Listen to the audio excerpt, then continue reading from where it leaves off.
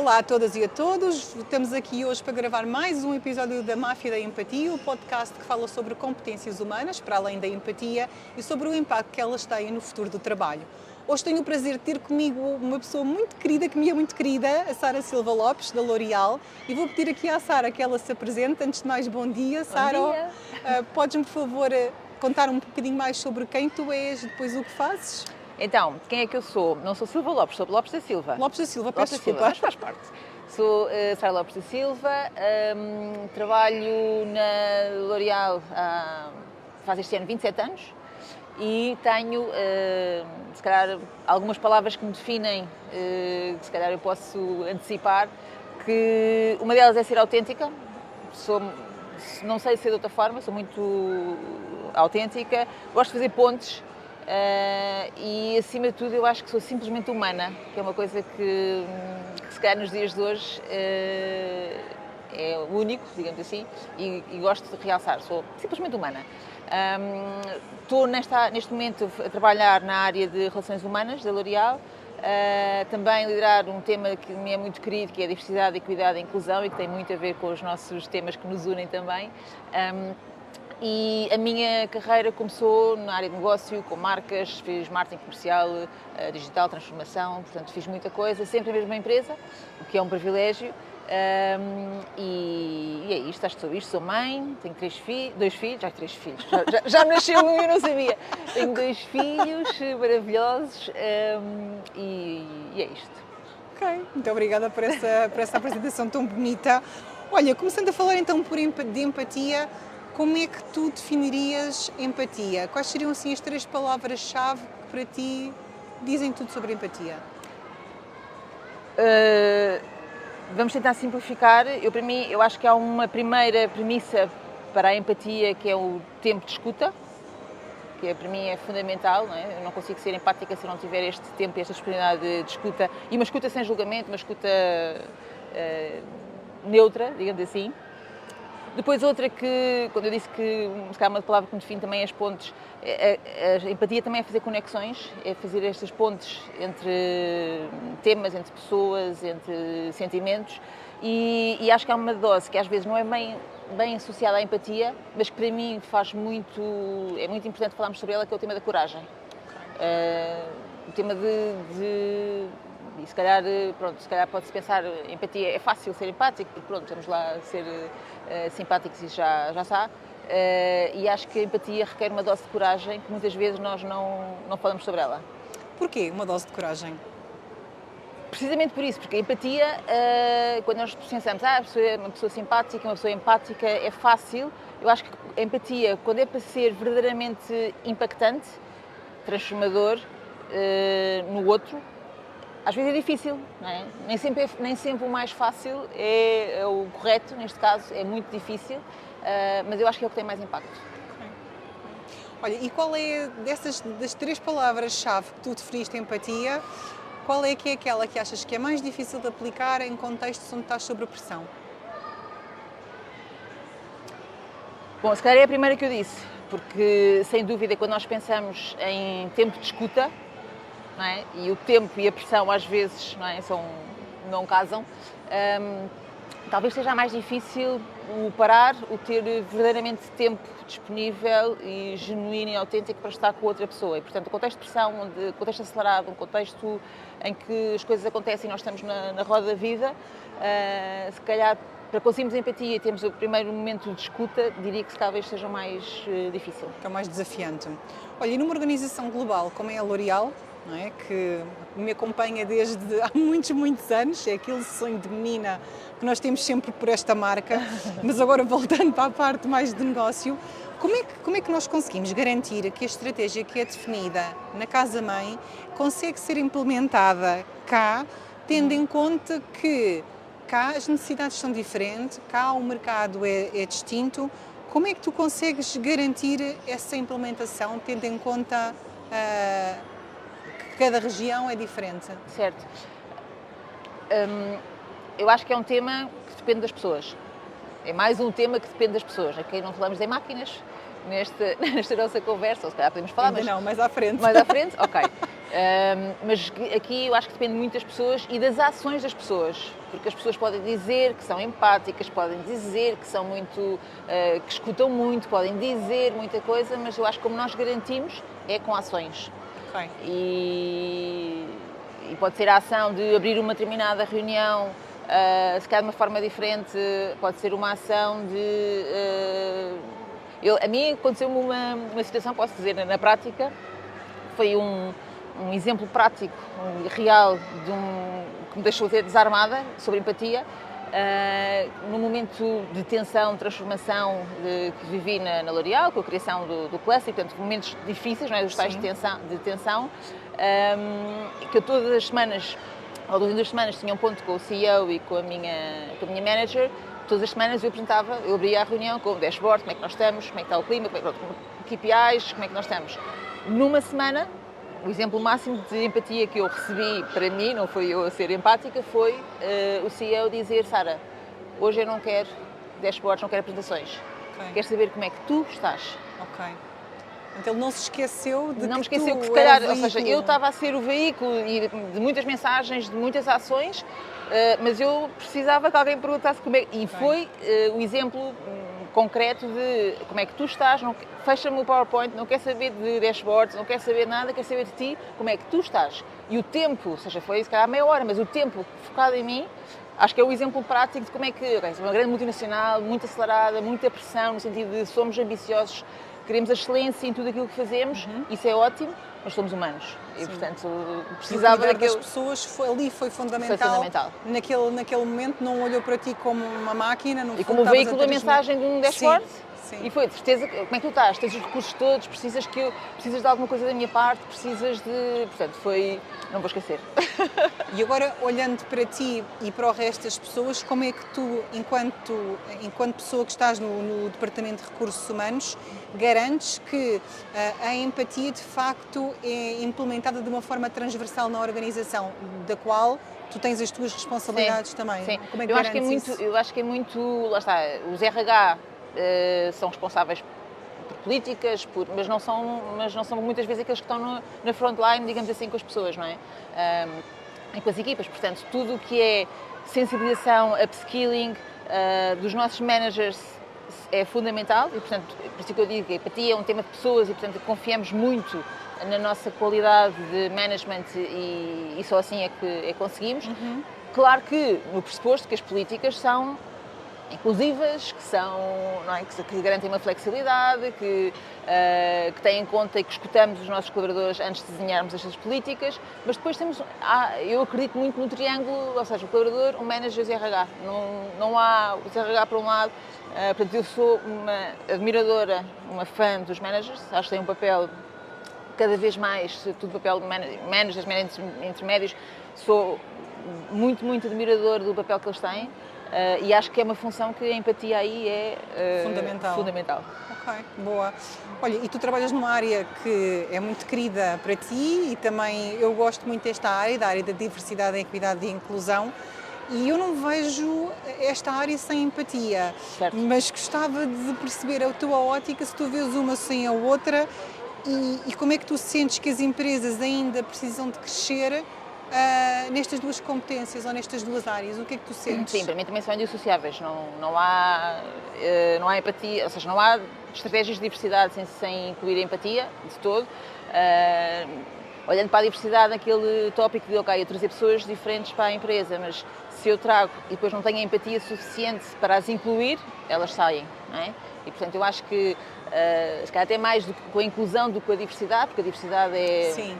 Um número, não quero dizer assim, mas o tema da inclusão é verdadeiramente importante e é indissociável. Quando tu me perguntas, próximo passo, o que é que falta nas empresas, eu diria que uma coisa é aquilo que nós fazemos porque é legal, porque fica bem, porque... Outra coisa é a convicção real que nós acreditamos que a diversidade traz valor. E, portanto, passarmos da tolerância para o tema ou do ter que fazer o tema para celebrar verdadeiramente o tema. E a celebrar é acreditar que a diversidade, e de todos os tipos de diversidade, não é? Não é só o tema de género, de todo o tipo de diversidade, pensamento, tudo, quando as empresas acreditarem genuinamente, e que não for pelo KPI ou porque fica bem, que uma equipa diversa traz mais valor, traz mais resultado, e celebrarmos isso, eu acho que é o que faz mexer a agulha. No fundo, porque a empatia também acaba por trazer resultados e diversidade. Exatamente. Acaba por trazer resultados. Tu, no início da nossa conversa, falaste de uma das palavras que, de facto, definia a empatia, era a coragem, e a coragem, às vezes, também é a coragem de utilizarmos a empatia para tudo o que é necessário. A empatia também pode servir, muitas vezes, para termos conversas difíceis. Certo. É um tema que nem sempre é falado, mas gostava de tu dissesse um pouco, também com base na tua experiência, como é que tu equilibras aqui a empatia no verdadeiro valor que a palavra tem, seja para a escuta ativa ou para trazer o bem-estar aos colaboradores, mas por outro lado, quando às vezes tens de dar um feedback mais construtivo e tens de ter este tipo de conversas difíceis. Até me faz ou seja, é difícil, mas é muito normal essa pergunta. É difícil porque eu sou tão, às vezes também erro, mas acredito tanto que a empatia me facilita essa conversa difícil, pela proximidade, pela legitimidade que eu acho que tenho quando as pessoas, quando eu verdadeiramente ouço e depois, genuinamente ouço e depois passo esse feedback. Em tempos na minha vida, muitos anos atrás, diziam porque és demasiado próxima, és demasiado... lá está. Já vamos falar disso, mais à frente já vamos falar disso. E, portanto, o que é que isso vai ser difícil para ti? E um bocadinho linkado com o que estás a dizer, vai ser difícil para ti tomar uma decisão difícil. De todo. De todo, porque quando a intenção é boa, quando a escuta é autêntica e quando o feedback é construtivo, não é? E é para ter impacto, não é? Se calhar é mais desconfortável, não é? Porque é mais confortável ser simpático com a pessoa, não é? E deixar tudo igual, não agitar, não agitar as águas. Mas acredito mesmo que para bem das pessoas, não é? Com a forma certa, que às vezes é isso que é difícil, mas com a forma certa, acredito muito que a empatia, a coragem e a empatia têm mais resultados. Permite fazer esse feedback esse construtivo balanço. Que muitas vezes também é preciso fazer. Olha, o Fórum Económico Mundial fala muito de competências humanas cada vez mais como fatores críticos de sucesso. Fala da empatia, mas também fala de outras. Fala do pensamento crítico, fala também da comunicação, fala da colaboração. Quais é que tu achas que são as competências que hoje em dia mais são necessárias nos líderes? Hoje em dia, com toda a transformação digital que vivemos neste mundo, quais é que achas que são as competências mais críticas?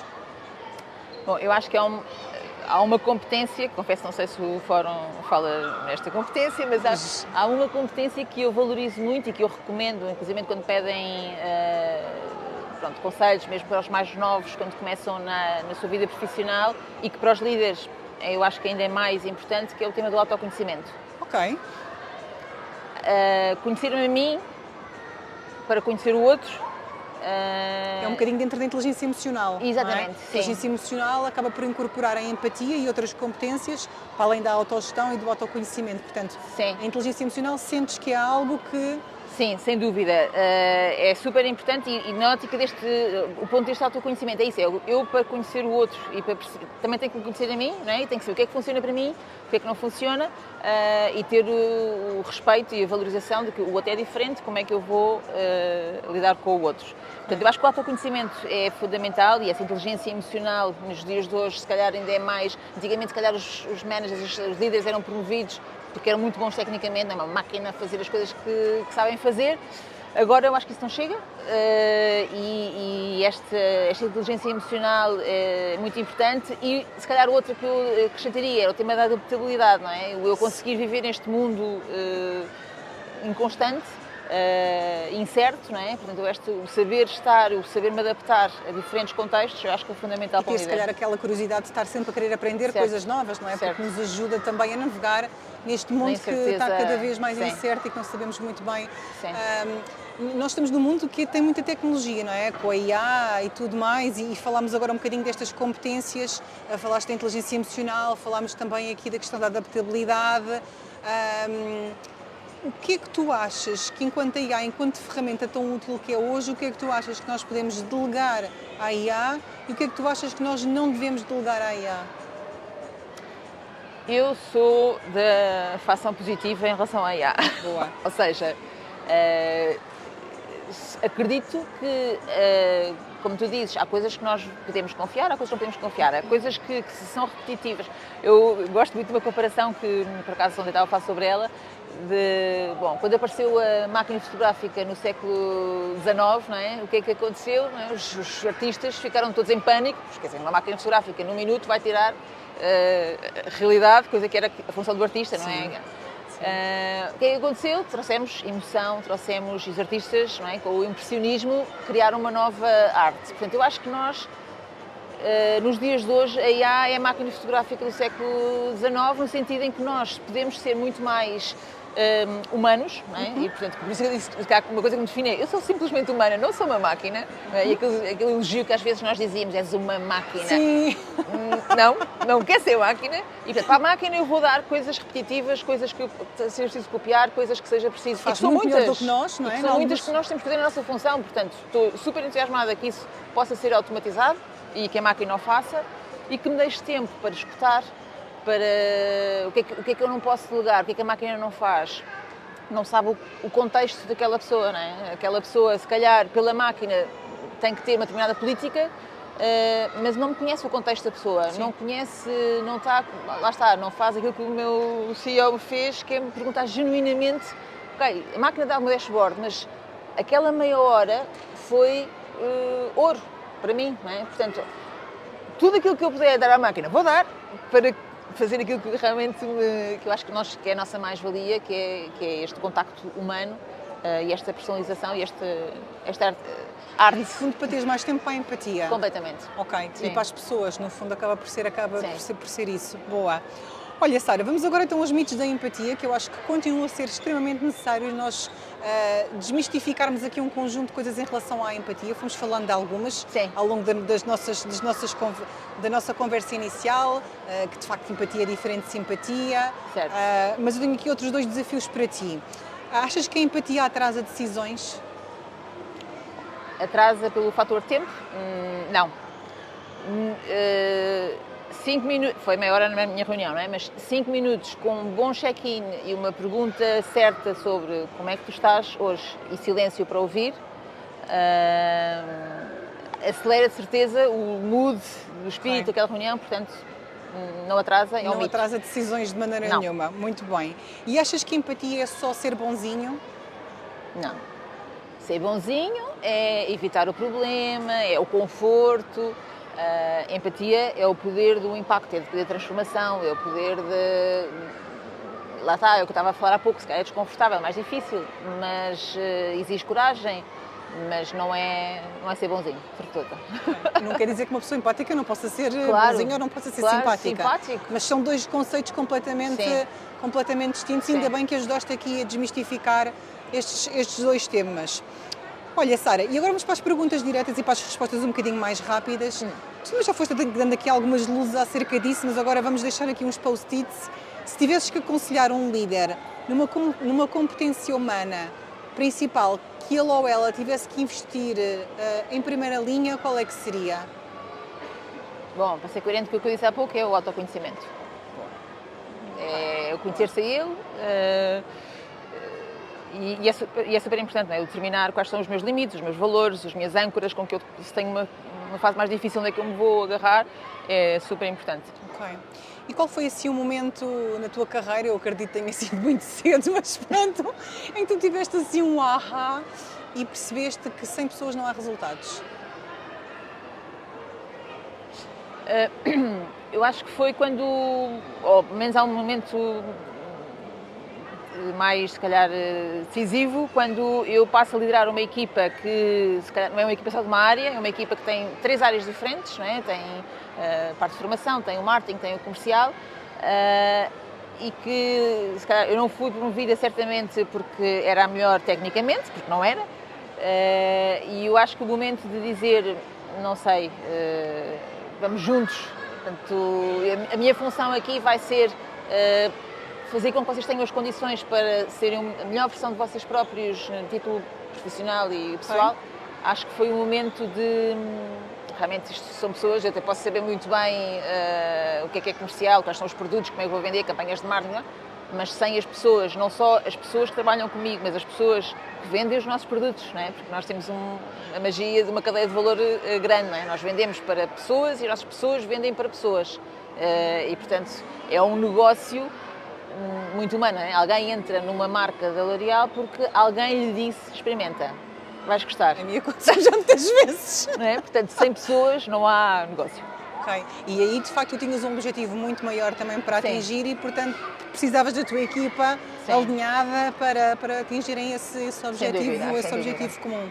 Olha, e uma vulnerabilidade que já tenhas, ou melhor, que já tenhas considerado que é uma vulnerabilidade, ou que alguém tenha dito que era uma vulnerabilidade, mas que hoje em dia tu dizes, é uma força. Se calhar aquilo que estava há pouco a falar sobre és demasiado próxima. Não é? Isso vai-te tirar força, vai ser difícil para ti.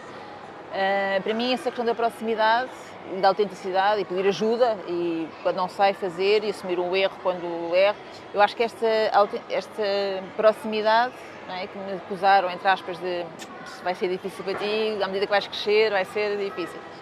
Para mim, eu acho que é uma força. E, portanto, nos dias de hoje, ainda bem que foi assim. Olhando para trás, vemos que foi sim, interessante. sim. Eu também acho que sim, eu acho que é uma força muito importante. Olha, e agora vamos deixar ali um post-it no mural dos compromissos para toda a gente. O que é que tu recomendarias a um líder, a um par teu, que tenha que fazer 5 minutos todos os dias com a sua equipa? Um bom check-in.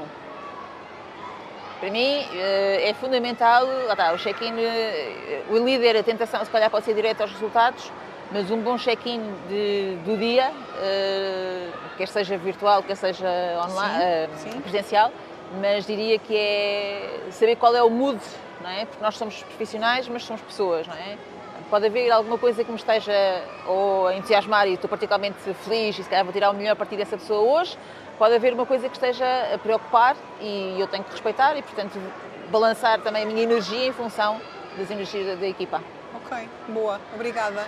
E queres deixar aqui alguma mensagem para a máfia da empatia que nos vê e que nos ouve aqui neste episódio? Primeiro adoro o nome, máfia, dá-me assim aquela coisa de... Sabes que foi um bocadinho com base em ti que isto também surgiu o nome, não é? Pronto. Máfia da empatia. Eu diria que a mensagem para a máfia é sermos cada vez mais, orgulhosamente, e acreditarmos que com isto vamos elevar realmente não só o nosso negócio, mas acima de tudo trabalhar numa sustentabilidade humana com esta nossa skill e sermos embaixadores que vai dar mais gente para serem mafiosos como nós. Então vamos embora, vamos a isso, Sara, obrigada. Obrigada. E obrigada também a todas e a todos por assistirem a mais este episódio do podcast da Máfia da Empatia, gravado aqui no nosso parceiro, o Web Shopping Resort. Obrigada mais uma vez e até um próximo episódio.